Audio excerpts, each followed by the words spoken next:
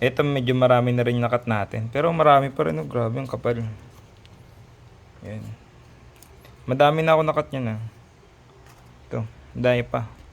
Tapos may padating pa tayo next, netong week siguro, dadating yung ganitong design natin na vinyl na type. So yun lang guys. Yo guys, dumating na yung ano natin. Pinagawa nating vinyl na sticker, so hindi pa dumadating yung isa. Bubuksan natin siya para makita natin. So eto na guys yung sticker natin. Binuksan ko na siya. Yan. So, pakita ko lang yung ginawa ko last time na sticker. Ito kasi plastic, ano pa siya? Plastic sticker. So, yung issue naman nito, pag nababasa siya, nagkakaroon siya ng white. Ayan. Pero, ayan. So, ito, pinagawa ko siya last time. And then, binil na to guys. Ang mali ko lang ng una, ang pagkakaintindi ko, kasama to, square na siya. So, ang mangyari dito, ito lang, yung buong word lang ng Motoyo, yung sticker natin, yung tatanggal. So, sample na ako dito, ito. Yun na, yan. Motoyo. So, ito yung sample sticker natin na vinyl, guys. So, nagpagawa na rin naman ako ng vinyl na ganito. Nagpagawa na ulit ako. So hopefully this week din, baka Friday or Saturday is ma-receive na natin yung pinagawa natin ganito na itim. Kasi ito talaga yung pinaka gusto kong gawin nating sticker, no? Ganitong design. So ito, ika-cut ko na siya.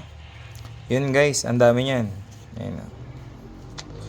So sa mga manghingi ng sticker dyan guys, kayo mag-alala. Marami tayong stickers na pwedeng ibigay sa inyo. So yun guys, nakapag-cut na tayo ng mga sticker. Medyo marami na siya. Pero marami pa tayo ikakat. Ayan, sobrang dami niyan. So hopefully matapos natin to hanggang mamaya. And sa mga manghingi ng sticker guys, meron na tayong available. Kapag nakita nyo ako guys, or message na kayo. Around Marikina lang naman ako. And usually guys, umaakit din naman tayo ng Marilaki. Yan. Chat na lang guys, and 150 lang dyan.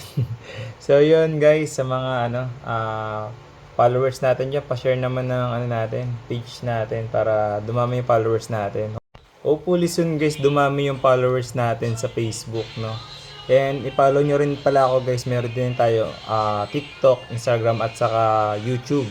So nag-i-search pa lang tayo sa YouTube guys. So nasa 14 pala ata followers ko. So hopefully soon dumami din yung followers natin doon, and para ma-monetize tayo guys. So ang goal ko naman is ma-reach natin yung 5 to 10 followers sa Facebook para ma-monetize tayo guys. So yun lang guys.